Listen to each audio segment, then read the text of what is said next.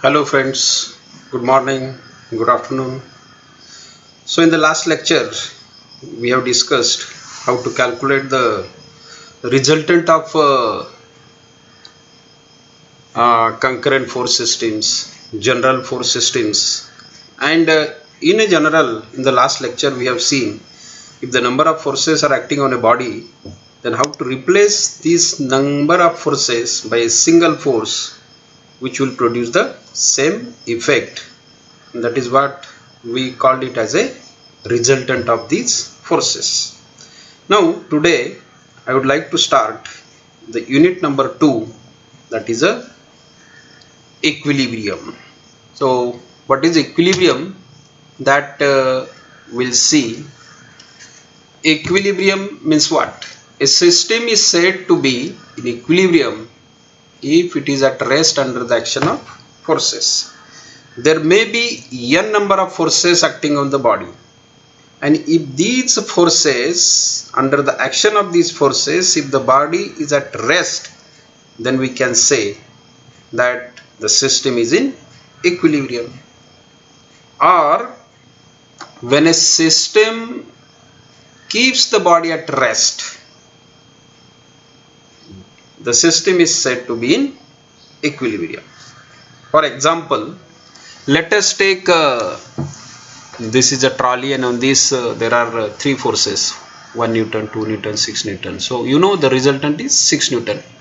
So to keep this body in equilibrium, we'll have to apply another force of 6 Newton in opposite direction. So this 6 Newton will be cancelled by this 6 Newton because they are collinear, they are acting along the same line of action.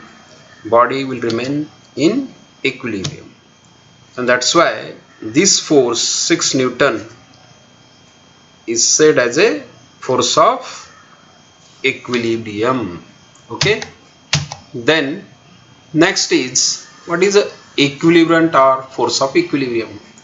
With the help of last example we have seen, equilibrant of two or more forces is a single force which keeps the system is in equilibrium. It is equal in magnitude and opposite in direction and collinear with the resultant. So in short, what is equilibrant? Equilibrant is a same as a resultant, but it is acting in opposite direction. This is a equilibrant, and also it is acting along the same line of action of the resultant. That is called as a equilibrant force. Again I will repeat. Equilibrant force means what?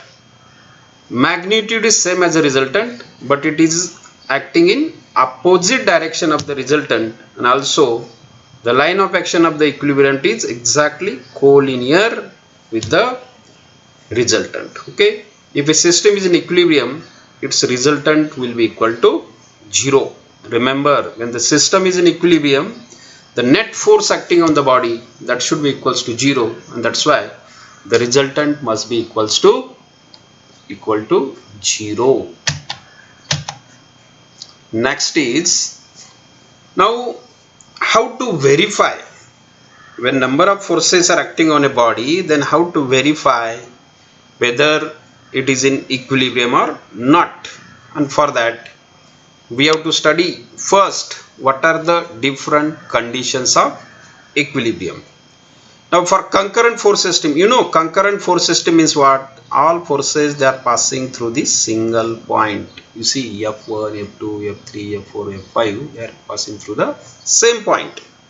That is called concurrent force system. Now for concurrent force system, in the previous slide what we have seen, that to keep a system in equilibrium, resultant must be equals to 0. So when a concurrent force system is in equilibrium, it must satisfy two conditions. Now to make this resultant 0, summation of fx should be equals to 0 and summation of fy should be equal to 0. So remember, for concurrent force system, when you calculate fx and if it is 0, when you calculate fy, summation of fy, and it is 0, then 100% you can say system is in equilibrium. Next is, what are the conditions of equilibrium for non-concurrent force system?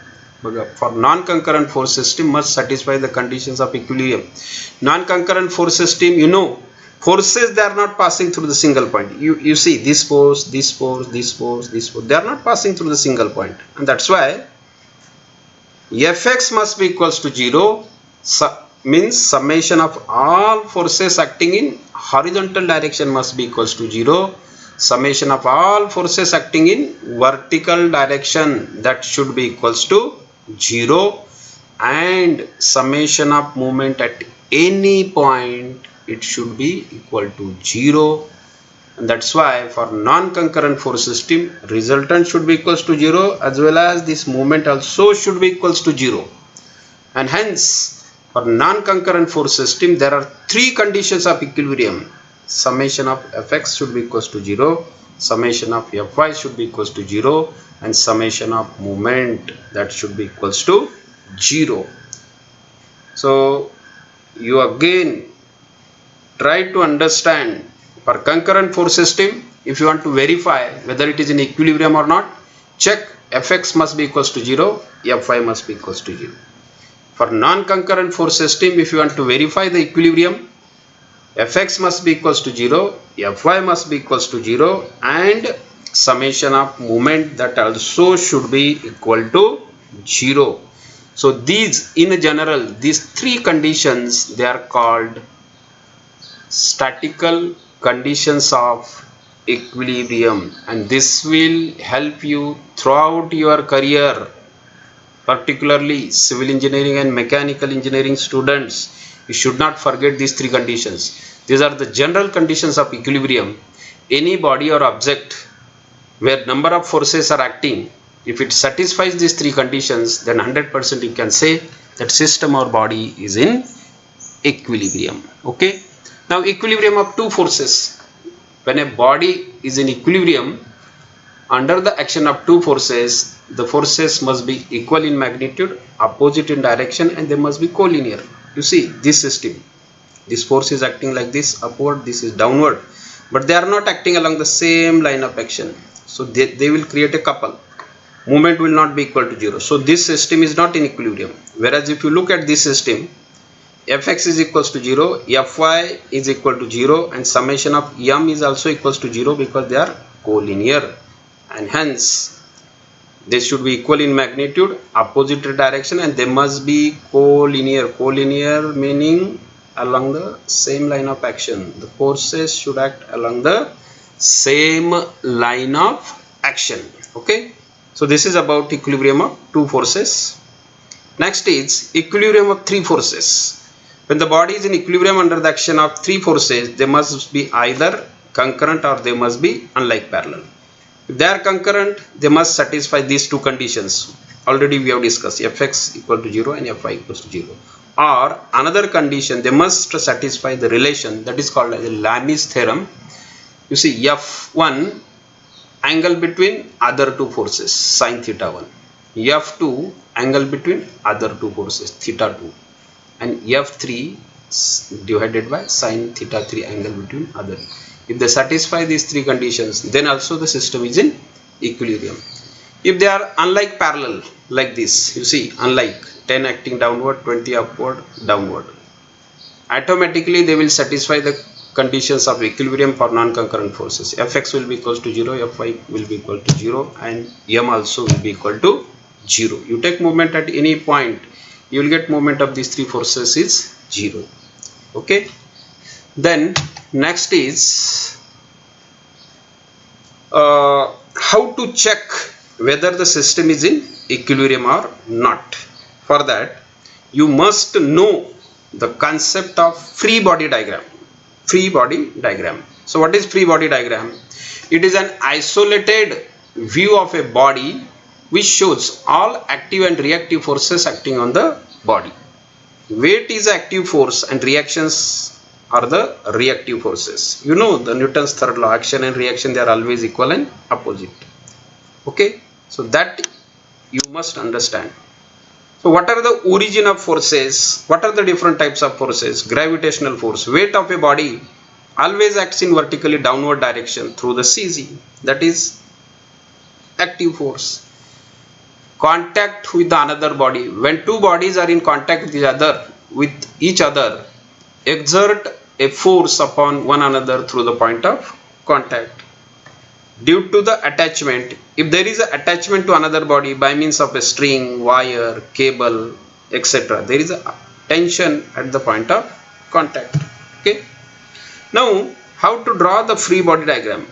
In free body diagram, these two words are very important: active force and reactive force. Active force means what? Given forces. There may be self-weight, there may be point load, there may be uniformly distributed load. These are the active forces. And reactive forces, they generate at the point of contact of the two bodies. They generate at the point of contact of the two bodies. So what are the different types of reactive forces? That first we'll try to understand, and then we'll see how to draw a free body diagram. So what are the steps? Isolate the body or detach the body from surfaces and surroundings with dotted lines. Okay. Indicate all external forces acting on the body. These forces act at the point of contact or where the body is connected with another body by means of string or cable. Known external forces, which includes the weight of the body and the forces acting. Unknown forces are reactions which are opposite, which oppose a possible motion of a body. Okay. Now, you see, in free body diagram, the two terms are important. One is active forces, means the given forces which are acting on the surface of a body. Second one is reactive forces. These reactive forces depends on the types of surfaces and types of supports. So we'll discuss one by one types of surfaces. There are only two types of surfaces. One is a smooth surface, other is rough surface. So smooth surface, let us take this is a surface, horizontal surface, and this object is resting on this body. Okay. So for smooth surface, this is an object and this force is acting on this body, and this object is resting on horizontal smooth surface. So for smooth surface, whatever the reaction generated, you see this VA, it is always perpendicular to the surface. Remember, there is only one reactive force generated for the smooth surface. It is always perpendicular to the surface and it acts at the point of contact of this body and surface. This point, this is the point where the reactive force will generate, and that's why this VA I have shown vertical at the point of contact, because the surface is horizontal.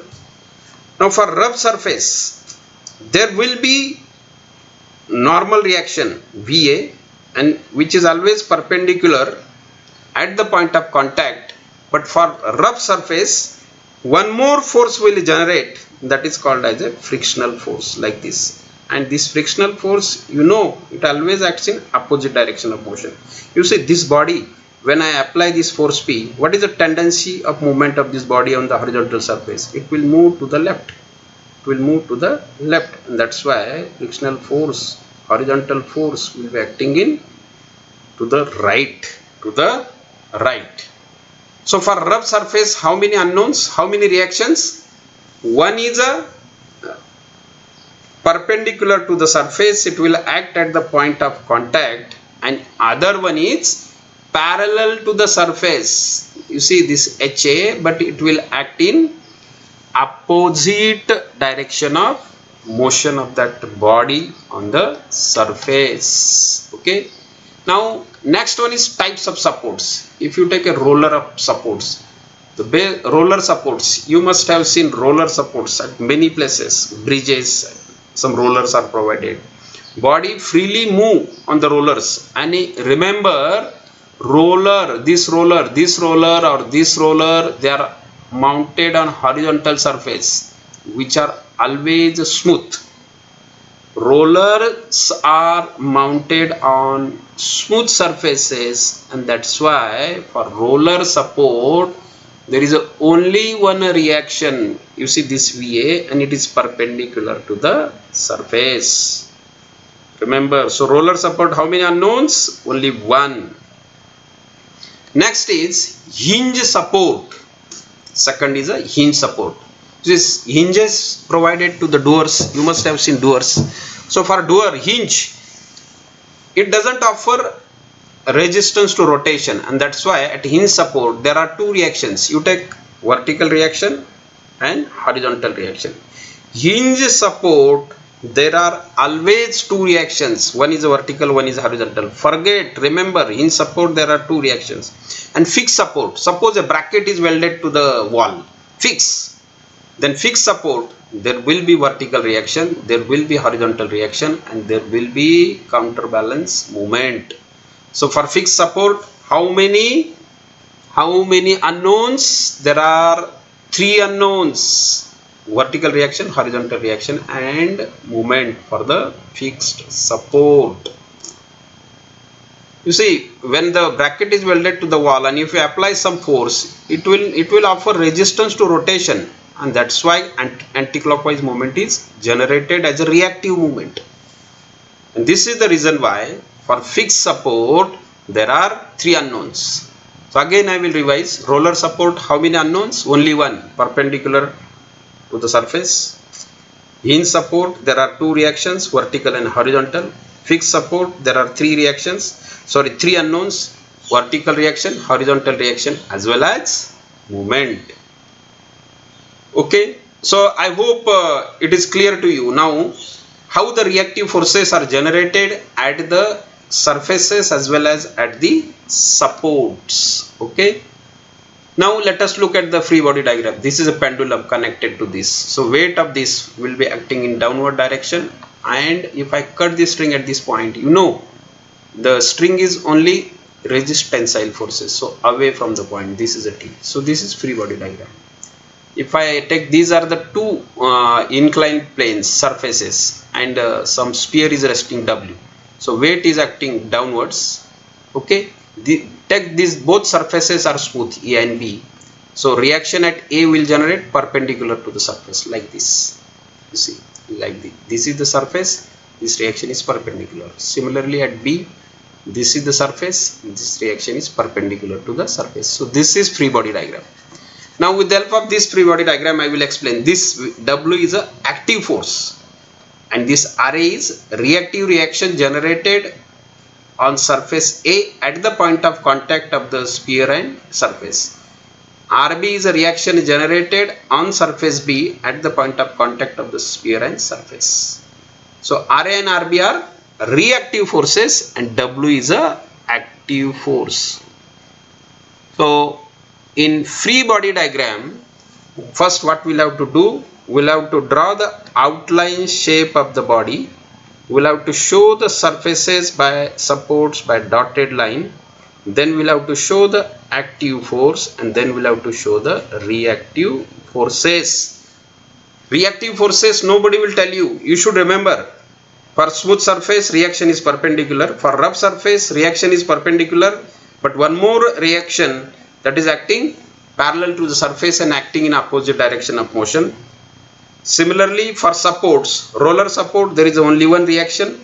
It is always perpendicular to the beam or roller surface on which the roller is mounted.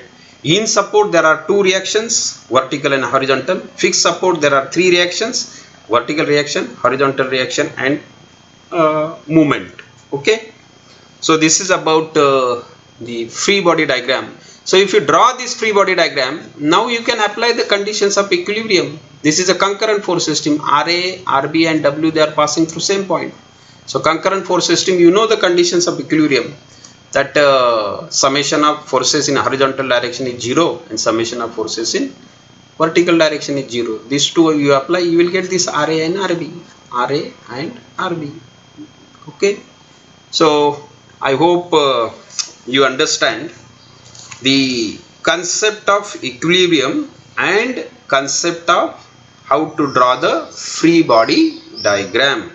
So for free body diagram, again I will repeat, we'll have to draw isolated view of the body, show the surfaces and supports by the dotted lines. Then third one, show the active forces acting on the body, and then finally show the reactive forces acting on the body, and you know the reactive forces depends on the types of surfaces and types of supports. Surface may be smooth surface or rough surface. Support may be roller support, hinge support or fixed support. So based on this, what we have discussed today, in the next class I will discuss numerical problems on equilibrium. Thank you very much.